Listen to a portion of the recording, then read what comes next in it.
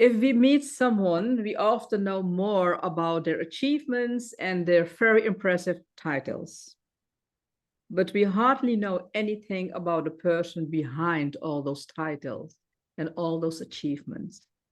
And today, we want to uncover the soul behind those achievements and to delve into the personal stories and the driving forces that made our remarkable guests the persons that they are today and what they are doing today. And today we are going to listen to their soul and inspire you all with a lot of insights. So, ladies and gentlemen, welcome to Mahalini's Voices of the Soul. I'm Jane Mahalini Haridatz.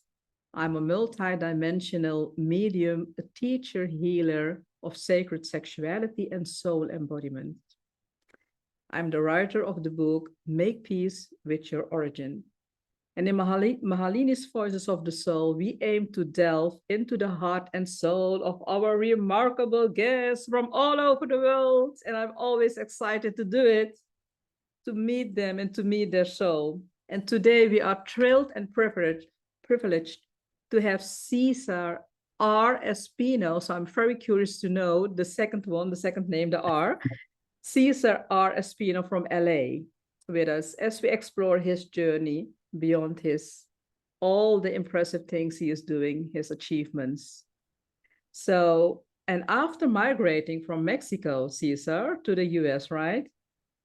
Yeah. So welcome. Jane, thank you again for this invitation. I'm super excited to be here with you and definitely dive in and share some of my life experiences and really as you mentioned, my humble beginnings and my journey of coming here. So I'm definitely appreciative of being here today. Yes, you're most welcome, and just for everyone to know, I would like to share how Cesar and I met. We met in the Global in Brains magazine. It's a digital global community where we both contribute the world with our beautiful articles and so much more, right? With our podcast and so much more. And just a few months ago, I was a speaker myself on Cesar's wonderful podcast, very uplifting podcast, You Can Overcome Anything. And where he gave me all the space, a very safe space that I needed to explore very sensitive topics like sexuality after a sexual abuse. Mm-hmm. And you did it very respectfully, Cesar. So I'm very happy that we had a podcast. And that was also a reason for me to invite you on my podcast, because I know that, sharing our personal stories is helping and uplifting the world. And I truly believe that that is what the world needs right now, to share the love. Yeah, definitely. I definitely agree with you on that for sure.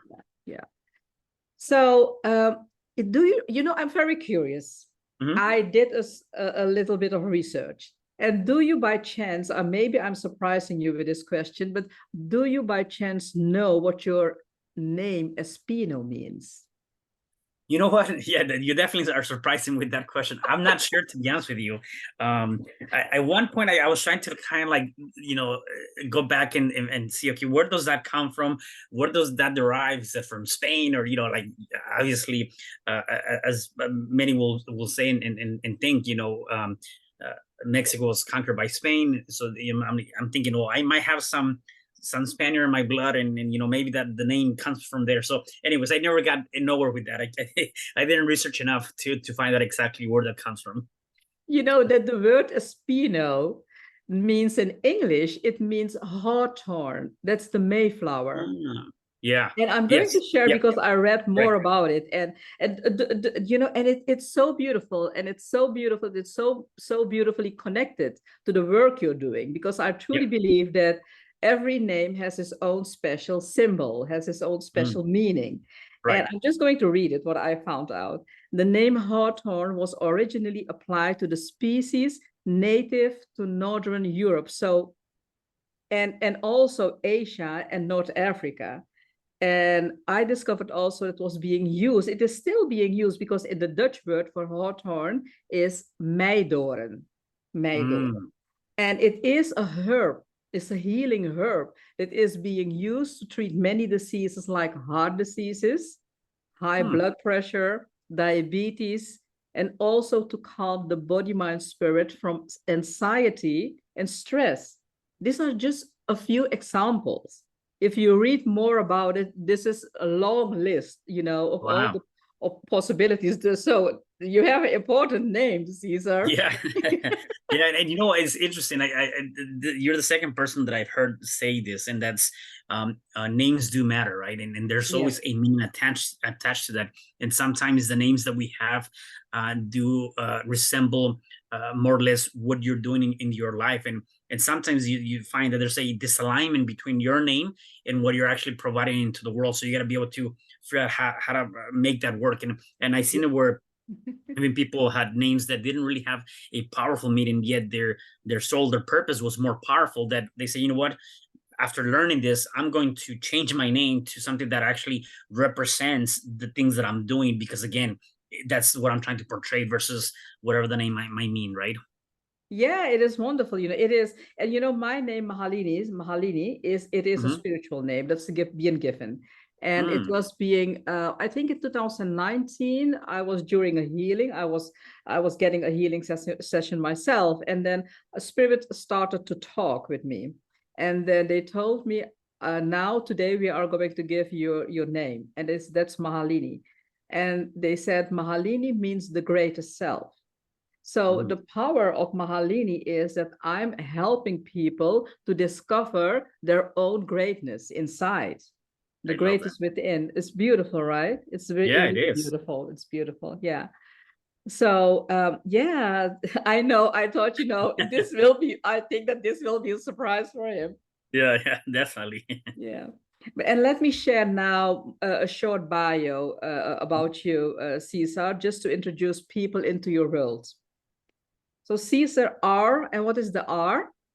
So it's Roman, Roman, Roman, or in Roman. Spanish, Okay, Caesar Roman. Roman. So Yep. Caesar was, I think he was. The How the the, the sorry? conquer. Yeah, he was a con. Yeah. Yeah, the emperor of Rome. So it's Yes. like that's Yes. what I kind of relate Roman or Rome, and then Caesar to Caesar. So I'm like, I'm probably living him in this world. Isn't that funny? Okay. It is. It is. So Cesar Roman Espino was born in Mexico City when the country had one of the largest foreign debts and was going through a financial crisis.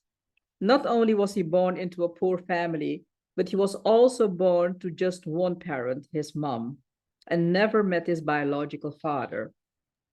As a kid, Caesar lived with his grandmother, mom, and older brother, living in a room, or what he called his house, that was just about 200 square feet. This place has no running water, no floor. He lived and slept directly on top of dirt, with no insulation, and the house was made of sheet metal and plywood. He lived in this house holding four of them until he was just a few months to 4 years old. Around this time, his mom took the leap of faith. She left her family behind and migrated to the United States to chase the American dream and support her family across boundaries.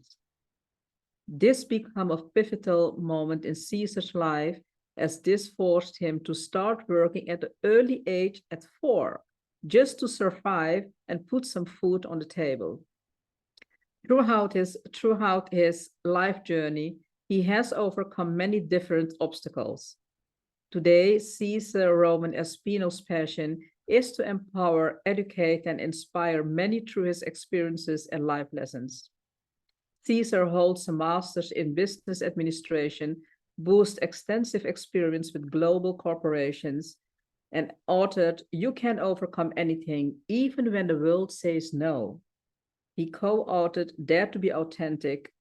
And now I'm going to do my best to read the Spanish title. Okay. Yeah. Please correct me if I'm wrong. Puedes superar cualquier cosa incluso cuando el mundo dice no. You did perfectly fine. Ah, Yes. help. Yes, I'm happy. and How We Became Entrepreneurs, Follow Your Leads, which is #1 book among other publications. Additionally, he is a real estate investor, mentor, and host of the podcast show You Can Overcome Anything. So, yay, great Yeah. to have you. Thank you. Thank you. Thank you. Yes, Thank but you for that most introduction. importantly, what you're doing, and this is what you said, you are a son, you are a father, and you Yeah. are a grandfather. Yes. Yeah. Yeah. Yeah. No, definitely. And thank you for that. And definitely just to kind of give the your audience a little bit more about my background. You kind of sum it up there, except again, for me, my life, even now, when I think about the things that I'm going through right now and have been through, it always takes me back to who I was born, right? Yeah. And how I was born. And it takes me back to those beginnings where I didn't really have anything. And I remember, to this day, by the way, I still don't know my biological father or his name or anything to that nature. And quite frankly, it doesn't really matter. The point though is that growing up and in that environment and not being able to have that, and then having your mom, chase that American dream when I was barely 4 months of being four. Yeah. Um, a lot of things happen, right? The first thing is, back then I didn't recognize that. I didn't see it, and I was thinking to myself, what happened here? Why is my mom leaving me? I don't have a father. My mom leaves me. Mhm. Then you have that sense Mhm. of abandonment, right? And then I'm here and Mhm. say, okay, fine. Now is my grandmother, who I see as mi ama, or my mom, because she was really, I grew up with her, and had so much attachment to her. And then my older brother, so it was like, all right, it's the three of us. And for us, although my mom was in the picture in terms of providing whatever financial support she could to our family, in Mhm. my eyes at that age, it was like, no, it's only the three of us. This is it. There's nobody else. And for a good moment, that was my life. And not only being able to do that, is being able to understand that now I have to work to be able to put food on the table. And one thing that I really appreciate about my grandmother is that she was a firm believer of education. And Mhm. so, unlike many other families that probably go through this too, is she didn't stop us from going to school. She said, no, as a matter of fact, you got to go to school, come back from school and do your homework. Yeah. Except again, we had a very, I would say, very disciplined type of a life, Mhm. where we couldn't come out of school and hang out with the friends, hey, let's go play soccer, let's do something fun. It was literally right after school, come to the house, do our homework, and then immediately we had to start working on whatever we were doing at that time. And anytime that we deviated from that, I would get a whooping, right? Because again, we Yeah. didn't have that. And so, Yeah. although I don't condemn any kid to start working at an early age, I do know the things that I went through, and I also do know that the reasons why my grandmother was so strict with us. And again, when we didn't behave in terms of working or doing things, she would definitely bring out the belt, or she'll bring out the shoe, whatever that might be, to put us straight, because again, that was our life. There was times that we didn't have anything. And I said that we didn't have anything to eat, except our I laughed too, because I really enjoyed. We had what I consider to be the Mexican specialty dish, which is really a tortilla with a grain of salt, and that's Mhm. all we had for days in, and days out. Mhm. Except again, that was very fulfilling. We did a lot of stuff in the flea market, which we used to sell cookies, donuts, anything we can find. That was kind of what we did. And at one point, I say we graduated from that because we were not making enough money, that my grandmother decided to buy 3 sewing machines, one for each one of us. And so I know how to sew, so anybody that is looking for a Halloween custom, I can probably make one for next year. Oh. um, Yeah. Nevertheless, I learned how to sew at an early age. And so I had my sewing machine. And again, I remember those very long nights after coming from school, doing our homework, sewing. We used to do clothing for dolls, right? And we used to do them on Mhm. the volume, because the more we did, the more we'll get paid, right? And Mhm. so I remember very long nights, flipping those things, cutting the threads, sewing that stuff, and then having this like 50-gallon plastic bags full of clothes. And because we Mhm. didn't have transportation, right, we didn't have a car, we'll have to go on the bus about an hour and a half away from where we live, to be able to deliver that to the factory and for us to get paid. Luckily, we never got robbed, which is very good, because if that would have been the case, like there goes a whole month or 2 or 3 months worth of work, Yeah. and again, and so that was my upbringing, and again, I think there's a lot of lessons that I've learned from that, and I believe that the person that I am right now is because who I was before, and I never forget about that. And so I think that's a huge lesson. And it wasn't until the age of 10 that I came to the States. Okay, yeah, That's that would be my next question. So Yeah. you entered the States at the age of 10. So in between, and you didn't see your mother in between 6 years, I, or did she I return to Mexico? I did once she had the ability, when she had her papers, because obviously she Yeah, migrated to the States illegally. When she yeah. was able to have her Mhm, papers, mhm, she did go to Mexico mhm, a couple of times, maybe two or three times the most. And mhm, then I remember the first time that she came, I was 7, so she came at 7, which is interesting story too, by the way. I'll give you the quick overview of that. She came when I was 7, mhm, and she said, "I'm gonna take you guys to the States." To my the three of us, right? mhm, My grandmother, my older brother, and I. We're gonna go to the States, and we're gonna go have fun, and do all this great mhm, stuff. And to me, it was like, okay, I was excited. To be honest with you, I was very excited, because I'm like, all right, fine. Although I got reunited with my mom, is like there was that emptiness, right? yeah, From the yeah, time that I was 4 to 7, there's still 3 years, right? Either yes, way, I was excited just because I was gonna explore something different. So we came to the States, mind you. We didn't have papers, right? So I literally crossed the border illegally. My older brother, my grandmother, and I, at mhm, the age of 7, we got a human smuggler, or a coyote, mhm, what they call them, mhm, mhm, and mhm. we were and they smuggled us into the States. We were able to get into the States. Luckily, back then, I guess, at that moment, there was not so much immigration security, that we're able to literally cross overnight, like one night and one day over the next, right? And just like the movies, we were definitely hiding under bushes and kind of Yeah, ducking and things like yeah, that, because that's exactly the reality. We went through that, and so we got here, and I'm like, awesome. And so for the first time in my life, I didn't have to worry about working. For the yeah, first time of my life, I actually had nice shoes, nice clothes. If you look at some of the pictures that I have from the past, it looks like I was wearing like a Halloween costume, or my clothes was like right out of the trash. Because in yeah, reality, that's what it was. It was actually my clothes. It yeah. wasn't trash. That's how I lived. Mhm, Except for the first time, I have matching shoes with my brother, matching clothes. I didn't have to worry about working. I was living as a kid for the first time in mhm, my life. yeah. And Here's that the was at thing the that age of 10. That was at the age of 10. that was Okay. at the age of 7. At the age of 7, when the first time I came. Okay, The okay, okay. And then, Yeah. okay. And And okay. so we were here for 2 months and 3 months, and it's like that Disney story, right? Yeah. Or that fairy tale, that Mhm, overnight that dream comes to an end, because before mhm, I knew it, we were heading back to Mexico. And even to this point, in my very first book, I talk about it, and I don't understand the concept of why, after we went through all of that, after we were smuggling to the US, after we crossed illegally, why are we going back? yeah. And the only answer that I've been able to find to this point is that my mom said, "Well, I wanted you guys to finish your school, your Mhm, elementary school mhm, in Mexico, and that's the reason why we had to go back."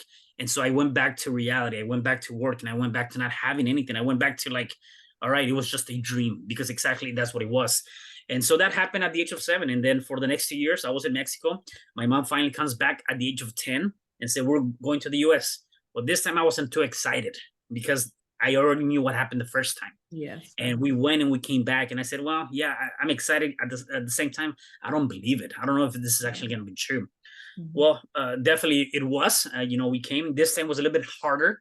It took us about 2.5 weeks to cross the border. I saw things that any kid should not see, from people being raped, from just it was interesting. I talk about it in my book. The people that are supposed to protect you, yes. so-called protect you, and Yes.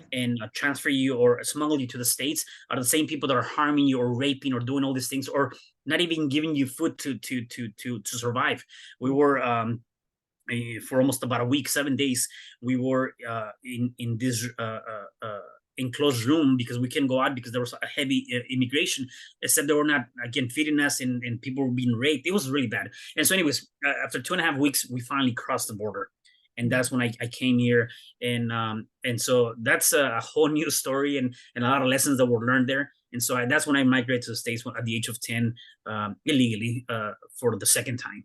Yes. And how was it for you? How was it for you, just to be on school? Because I don't think that you could already speak English, right? You were speaking Yeah, Spanish, and it was the yeah, very first time in a total foreign country. Okay, you were already there for 2 months, so you were a little bit familiar, but still going to yeah. school, getting your education in a different language, in a foreign language. How was it for you? Just Yeah, be and there. definitely was a difference. It was a difference between when I came at the age of 7 to the time that I came at the age of 10. Because at the age of 7, we were kind of talking about this. I came as a tourist. I was doing all Yeah. the touristy stuff, Yeah. going to Disney, Magic Mountain, all these different places, right? And I was with my family. When I Mhm. came to the age of 10, it was different because now I was like really a resident. I was living here. I was mingling and dealing with other people in school.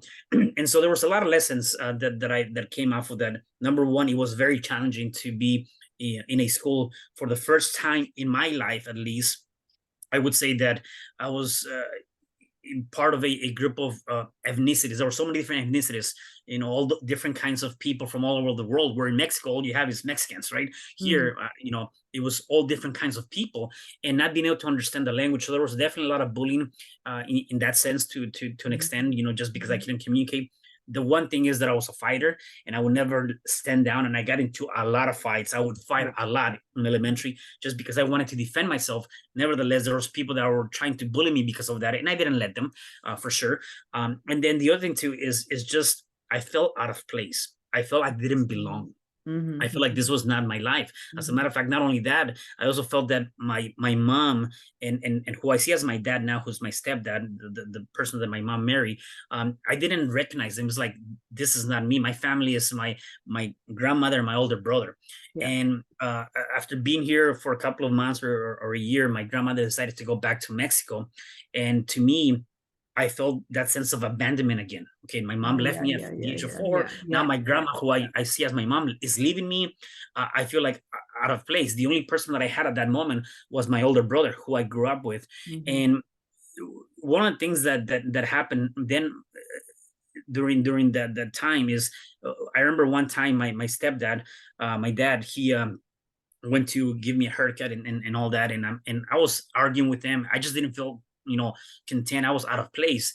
And I remember telling this my stepdad, I said, first of all, you're not my father. You cannot tell me Mhm. what to do, Mhm. and Mhm. I don't belong here. Why don't you just send me back to Mexico? And I Yeah. got to tell you, I'm glad he didn't, or we wouldn't be having this conversation, right? Except I was so angry at the world, at him. I had Yeah. anger issues, to be honest with you. Yeah. I was so angry at everything because it's like I don't belong here. Yes. And then one of the other lessons that came off of that, though, is that at one point, after not being able to understand the language, I recognized, well, my parents are not going to send me back. This is it. I'm staying here. Mhm. So then what I did is I surrendered. Now, I didn't surrender to give up. I surrendered to understand. I surrendered to accept my new beginning. And I how old were you at the time? I was about 12. 12, Yeah, 12. yeah, Okay. yeah. Mhm. So I surrender, and then the other thing came to the other big lesson that came off of that is that I said, you know what, um, I was uncomfortable being in this great nation. I was uncomfortable not having to work. I was uncomfortable having a different lifestyle. I wanted to go back to Mexico, to being comfortable being poor, Yeah. to being Yeah. comfortable to Yeah. having to work, to what I was accustomed to. And so Yes. Mhm. sometimes that's a lesson that I took. And in many times, we as people, even as adults, we have to recognize those lessons, that sometimes we have to be uncomfortable on Yeah. a place where you don't recognize. I didn't recognize this lifestyle. I was used to being poor, not having to work, all that stuff. I was comfortable with that, except that didn't serve for me. And I needed to be uncomfortable. And sometimes we got to be able to step away from that comfort zone and be Yeah. uncomfortable with ourselves to be able to move to the next level. And so that was a big lesson for me, that I recognize now, in this age. Yeah. And what did you do just to embrace the life that you had here that you had in the US, just to overcome? How was it? How, because you have a lot, you managed to achieve a lot of things, and how Yeah. how did you do that? Yeah. So Was the again, the biggest surrender thing was, accept? Yeah, the biggest thing was to surrender, to understand, to be in acceptance, right? Mhm. To say, you know what, this is gonna be my new norm, so let's Mhm. embrace that. And so within 2 years, I became very uh, um, I studied a lot, and I became a schoolboy. And so I within 2 years I was able to communicate. I was able to write, read the language, and I started making friends. And so by the time I was 12, 13, I was able to communicate. Going into middle school, as a matter Mhm. of fact, was probably one of the best years of my education, because I Mhm. was an A straight student. I was in community service. I was volunteering at the cafeteria. I made so much friends. I got all these awards. I got the opportunity to also speak um, and give a speech at my graduation for my when I was going from middle school to high school. So I Mhm. got very involved with a lot of different things. And one thing that I chose was that I decided we all have two choices. I think, especially people that come from other countries, right? Mhm. At an Mhm. early age, we have two Mhm. choices. The choices Mhm. are very simple, yet Yes. very difficult to make. One choice is that you can stay in this lane where you have to be truthful to yourself, educated. You have to definitely go with the punches, except you're gonna follow this path and this journey that at the end there's the light of to the tunnel. Then there's this other path, which happens a lot here, and I'm sure it happens a lot in many different states. Is the path of, well, you don't feel like you're loved and you have the Yes. abandonment, or you need Mhm. that community. So what Mhm. happens? You join a gang, a tagging crew. Mhm. You Mhm. decide not to study. You decide to go that route. I never took that route. I decided not to go there, and I was tempted many times because you see it, you live it every day. Yeah. Except I decided not to go that lane. I never been involved with any of the gangs or drugs for that matter. I Mhm. decided to go through this lane and use that as my vehicle. And so I think that's part of it. Is again, we have the ability to make choices, and I do believe that the choices and the decisions that you make today will determine the quality of life that you have tomorrow. And if you're making a choice or a decision that is not serving you, you also have the ability to pivot and make a different choice. And Yes. so as I see that, it's like, yeah, this is mine. This is mine. Except like anything else, I was going through a lot of challenges, and the reason why my first book is called "You Can Overcome Anything, Even When the World We'll Says say No," no. Mhm. is because I feel like from the moment that I was born, the world was telling me you're not good enough. You're not gonna be able to make it. Mhm. You're gonna be born to this world with not having a father. Your mom is gonna leave you. You're gonna migrate twice to the States. You're gonna be bullied. Like all these different things. Society, the world is telling me no. Except I was resilient enough to keep moving forward.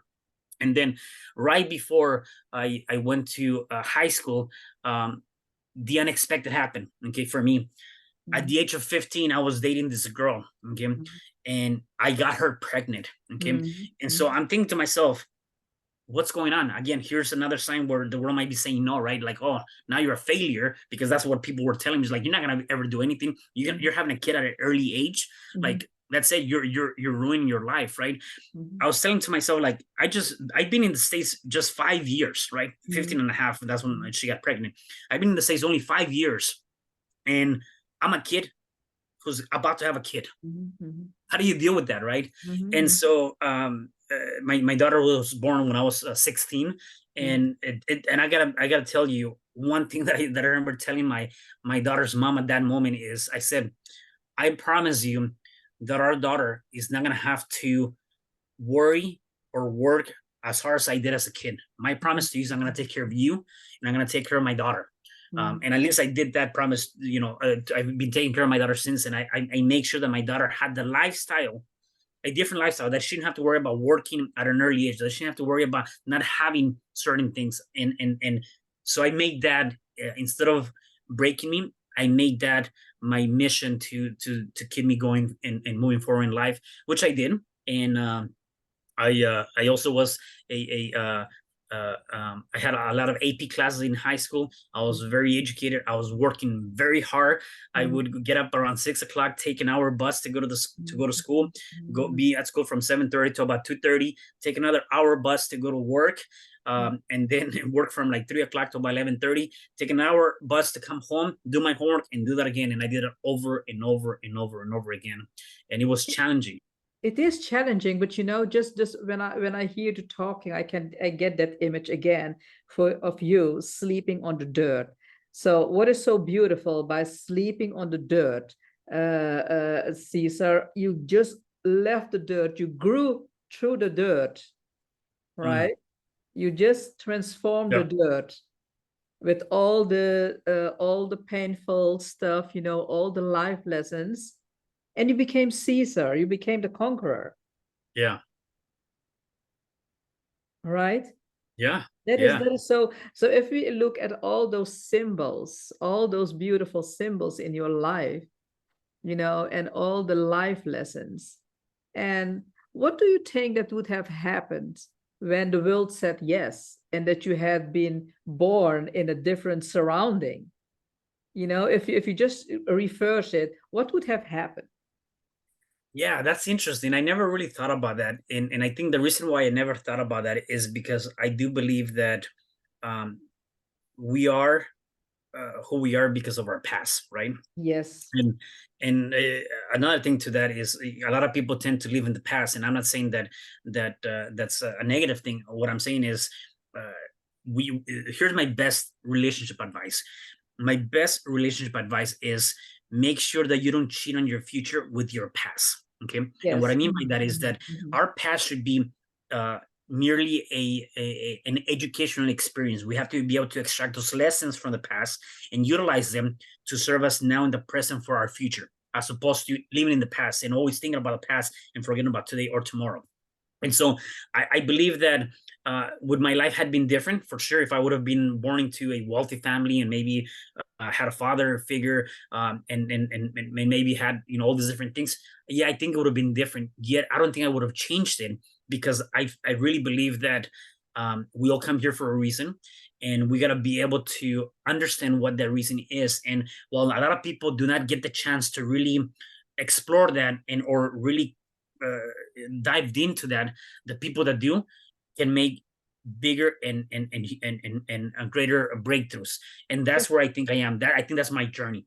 Yeah, that is what I'm saying. That is also the intention behind my question, Mhm. because isn't can we see the dirt as the gemstones, Mm. Yeah. as the gemstones that make you grow and become the diamond that you are today? Right. Yeah. And Because a if, lot of if you times. already, yeah, because it is the surrounding, just as you said, right? Yeah. Just as you said, because it is because of the past.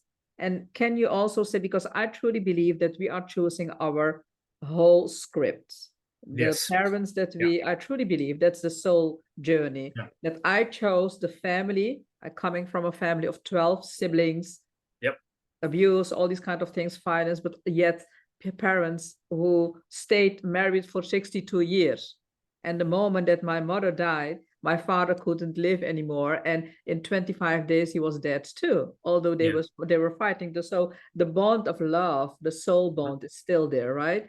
Yeah. So, and thinking about all the things that I was going through, I thought, okay, it gave me a lot of peace and also a lot of resilience, and all these kind of wonderful values to understand that my soul has chosen the whole family constellation with all the hurdles, with all the events happening because of the life mission, Hmm. because all the lessons that I wanted to learn to become me, to Yeah. become Mahalini. I'm just hearing to become Mahalini again.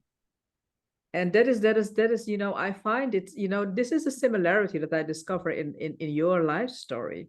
Hmm. Coming from the dirt, and now look where you are, Yeah. growing through the dirt to the diamond that you are now, right? Yeah.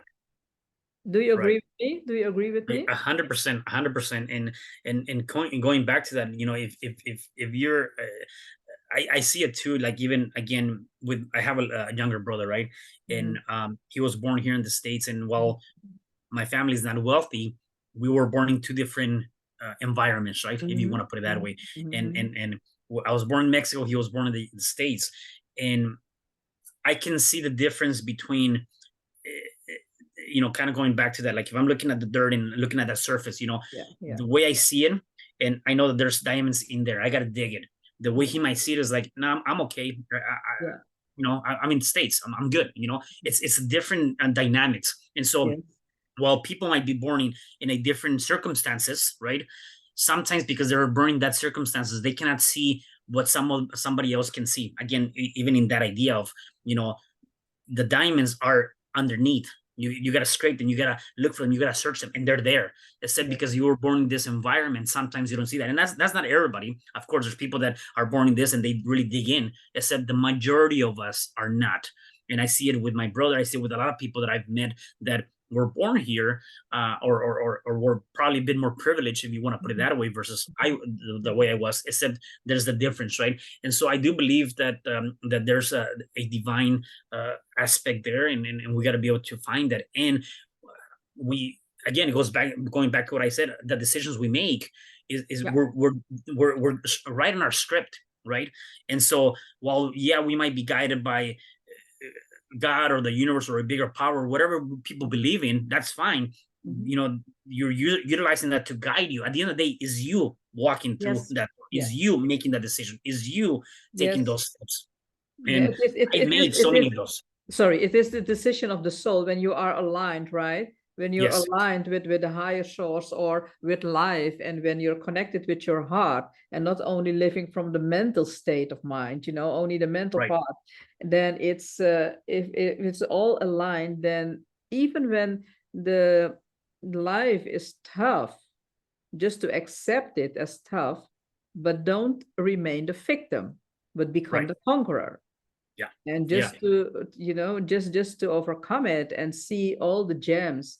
And one moment you're feeling ugly and angry, but also it can be, but from all the ugliness, all the beauty is coming out. right. Yeah, It's yeah. beautiful, yeah. Yeah, and to your point of you don't be the victim, be the conqueror. I mean, I can tell you that when my daughter was born, I was still illegal in the States. I didn't Yeah. have the Yeah. means, and so I had to figure out, okay, what can I do to make things happen. So my dad used to deliver newspaper, LA Times, in the morning, like at 2, 3 in the morning, and I said, let me help you and just pay me cash, right? So I actually started doing paper routes with my dad to be able to bring in money because I couldn't work legally in the States. And that was another source for me to be able to get money. So while I was working doing that, I was still going to school and taking care of my daughter so that I can make that money. And it wasn't until probably the age of I think it was about 17 or so that I finally got my work permit to be able to work Mhm, legally in mhm, the mhm, States. mhm. And then, obviously from there on, it was there a different ball game. Except again, we got to be able to adjust when you have the vision or the mission, right? You got to be able to adjust to be able to support. And in my case, it was my daughter. How can I make that work? Yeah, wonderful, right? There's a beautiful force, there's a beautiful drive inside, and life is giving also a lot of drives, just to make use of it, just to use it. It's a Yes, wonderful reason to how do you call it, to get into the greatness of things, and just to make your life better. And you're talking about the missing of your father. So until now, you don't know your father, right. your biological. You don't know who he is. So okay. And how was it for you? Because I know from experience, from my environment, that and also research, that boys who miss their father, who are not being acknowledged, or even when they don't know their father, when the father is not there, sometimes they have difficulties with their masculinity. Sometimes they Mhm. are, and how did it shape you? Yeah, How that's actually did a you good had a question. role model? Did you had a role model, Yeah, that's a or good. how did it? That's a really good question. And I remember somebody, I forget who it was, a friend of mine mentioned to me, is like, the reason why I probably got my daughter's mom pregnant is because I didn't know better, and I didn't have a father figure to tell me otherwise, right? And Mhm, finding that the idea of having a family, right? mhm. To this day, I haven't realized whether or not that's true or not. Nevertheless, that's one component that came off of that. I would say because my stepdad, my stepdad, Mhm, mhm. um, he was in the picture since I was 7, right? Okay, yeah. Mhm, And mhm. so I kind of grew with that father figure to an extent, and for sure now we're really good friends and we get along very well, and has been there since then. except again, obviously growing up, I didn't see him as that, and I didn't think of anything of that. And even coming here, when I was here on the States again, I didn't feel like I belong. Even my mom is like, I don't really recognize you, kind of thing, right? And so I think because he was there, even though I didn't really see it, and maybe didn't accept it to begin with, the fact that he was there guiding and helping and providing some sort of guidance Mhm. didn't really create that major impact, because I do Mhm. see him as my dad, right?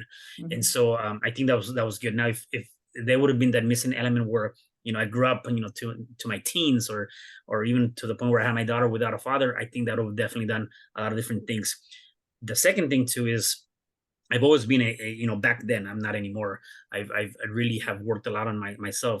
I was a very angry person, and they will always tell me, go to anger management classes. And Yes. part of that could be is because Mhm. maybe I wanted to feel like, I'm the man, like, Yeah. nobody can Yeah. tell me anything, Yeah. right? Because Yeah. again, I didn't Yeah. have that father figure. And so Yes. that could probably be part of that too, that those anger issues probably came off of the fact that I didn't have nobody to tell me otherwise.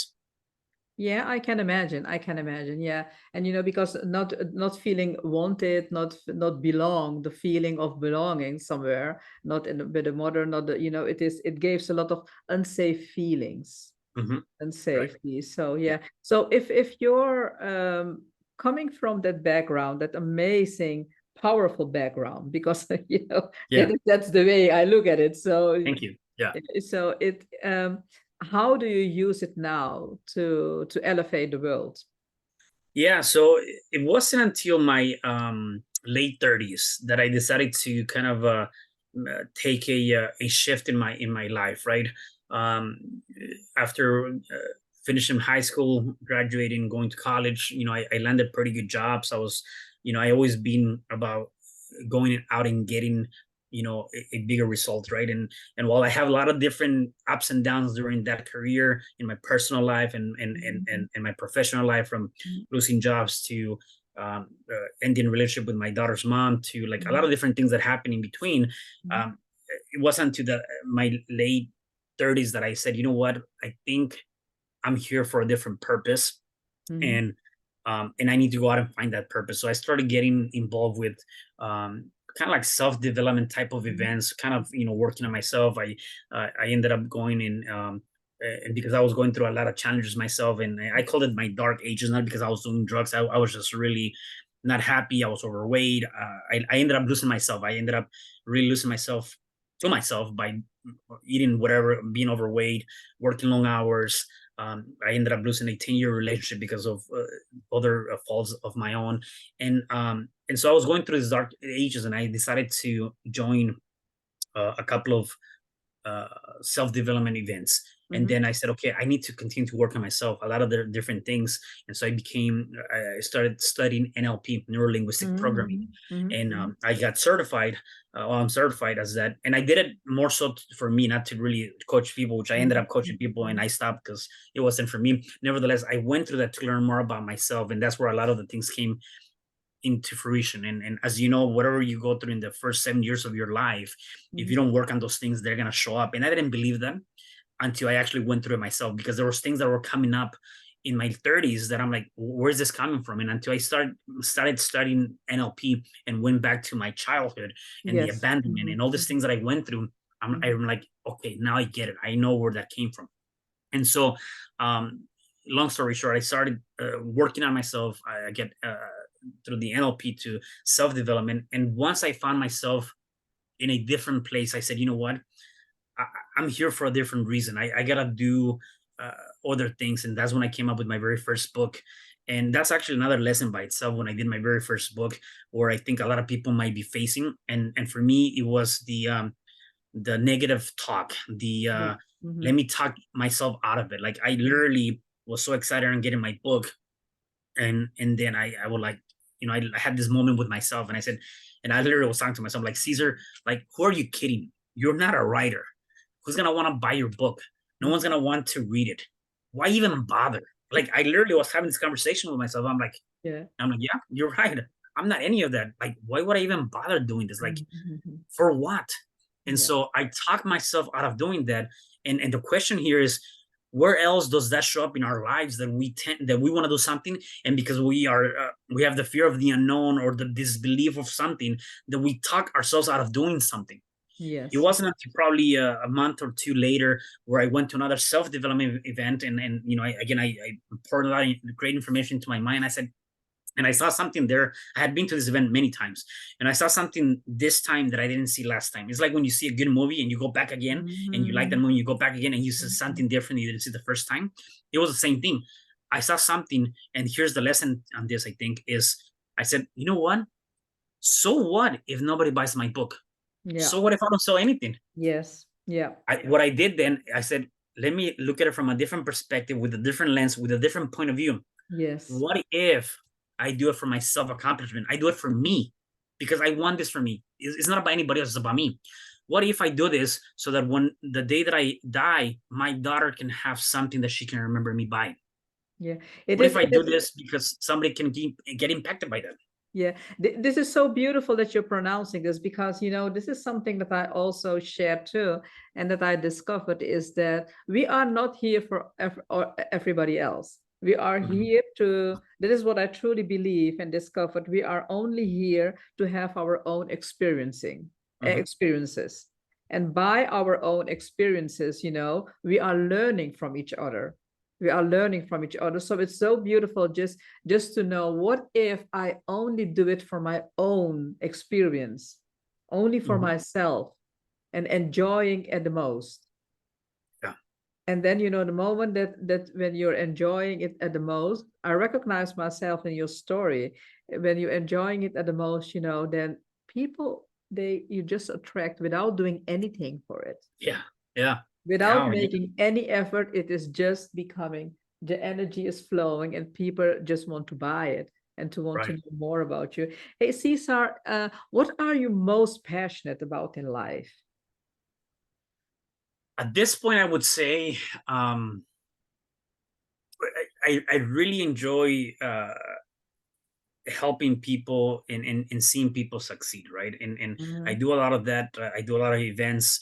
I do a lot of coaching on events, and when I see the breakthroughs, the things that people are going through, being able to understand their background, and then being able to see them kind of flourish Mhm. and Mhm. grow. To Mhm. me, I really enjoy that, and I think that's something that I want to be in, which is the people business, right? Mhm. And from that perspective, from that side of it, I guess the other side of what I'm passionate about is I love to travel, and so Yes. I definitely like to travel because, again, I also get the opportunity, and I think it goes hand in hand. I get the opportunity to see other cultures. I get the opportunity to see other parts of the world and see what people are going through. Because, again, I think that's, to me, is like I cannot just live in this idea of the U.S. and it's all great and wonderful. Coming from Mexico and seeing that and being able to see other countries similar to Mexico, or it's very nice to see that the different cultures, because I think we're all one kind, which Yes. is the human kind. Yeah, that is true, and a lot of similarities, because it's the core. There are a lot of similarities, and all Yeah, the diversity makes it one. yeah, right. The diversity makes it one. It's oneness. And what are the things that you would like to do, is there are on your bucket list? For example, for me, I still want to travel to see the Nordic lights, and sitting Mm. in with, and yeah, it's this is something that I would like to do. And also, again, swim with the whales. Again, I swam with the whales Oh, in nice. the ocean, in Tonga, or some. I already did it in 2005 on the Dominican Republic. So these are the things that are still on my bucket list. Yeah. Just what are those things that you're saying, okay, I need to do that before I die. Yeah, no, definitely. I definitely there's a couple of destinations that I want to go and see and explore. Egypt. I want to go to Thailand. Mhm, I want to be able mhm. to kind of do places like that. I want to be able to start speaking in Spanish. Mhm, Like that's something that I really mhm, want to do. Like mhm, I do it here in the States. I would mhm. like to make myself known and be able to speak and pour into people in Yeah. different Spanish speaking countries. I think Mhm. that that's something that I definitely want to do, and I kind of began that journey and hasn't worked out just well. Nevertheless, I won't give up. So I want to be able to do that, and then more than anything, the one thing that I want to do and I'm really working on getting that done the next couple of years, is I want to retire my parents. I want to retire both my mom and my dad, and want to make sure that I'm the reason that they don't they're job optional. If they want to go to work, that's fine. That's on them, right? Except Mhm. is job optional. It's three of us. I have an older brother, younger brother, and I'm the middle child, right? Mhm. And I love them to death. They're really good people. Except I want to be selfish enough to be the one to say, hey, I did this for my parents because I do owe it to them. They've Yes. been they supported me. They actually opened up their doors for me when my daughter was born, and my daughter's mom was kicked out of her house, and I have no place to go. She was, let into my house. So that's, I think, something major that I definitely want to do sooner than later for sure. So yeah, Yeah, it is a lot of being grateful, and honoring the ancestral lines, yeah, honoring the parents, because I truly believe that that's why I wrote a book too, Make Peace to Your Origin, because if we don't honor our up how do you call the our roots, hmm, yep, our parents, life is not going to be happy. right, yeah. And life is not going to happy. So what is the thing that what in a few words, Caesar, what is what would you like to give as a nugget to the, I know that you've shared a lot, but some inspiring words to Yeah, for the I people who are going to listen. yeah, I learned this from I think it was Les Brown, and it really resonated with me, this message, and I think once you apply it, it makes a lot of sense. And it says, if you do what is easy, your life will be hard. If you do what is hard, your life will be easy, right? Yes. And and when I reflect on that and I think of that, it is true, right? It's easy for you to come home from a day of working 10, 12 hours and sit on the couch, eat pizza, and watch Mhm, TV. That is easy to do. Except your life will be hard because you're always, not necessarily maybe complaining, or you're always thinking like, I cannot get ahead. There's some out of your life is hard, mhm, period.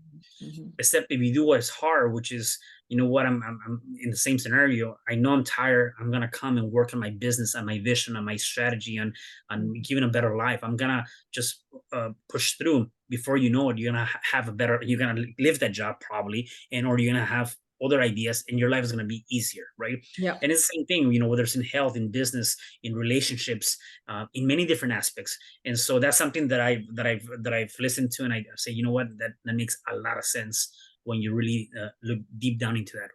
Yeah, yeah. And so thank you so much for sharing so very profound insights about your life experience. Where can people reach you? Yeah, it's simple. You can actually just go to my website, Cesar, Mhm, Espino.com, mhm. and you can find anything regarding me there, or you can just Google my name, Cesar R. Espino, and you can find all my social media and things like that, and my books. Thank you so much. Thank you so much. So this has been an amazing journey with Caesar, and sharing and listening to his story and sharing so many valuable and meaningful insights for all of us, just to feel more elevated, more uplifted. And I also would like to close with some inspiration. Here I have a few beautiful quotes. If you really want to experience joy and happiness in your life, then serve others unconditionally with all your heart. Lift their burden, and your own will be lighter. That is a universal law of attraction. And the other one, a healed inner child is the secret to unlocking an enduring happiness that springs from a heart unburdened by past wounds and pain. Mm, I It's love them. wonderful, right? Yeah. Yes. Yeah. It suits in the story that we have been sharing. Yeah. No, they're amazing. I love them. Thank you so much. And if you want to know more about me, just go to www.janeharida.com and listen to all the podcasts and read all the beautiful articles. And this episode will be published very fast. And the next one is coming up very soon too. Thank you, Cesar. Thank you.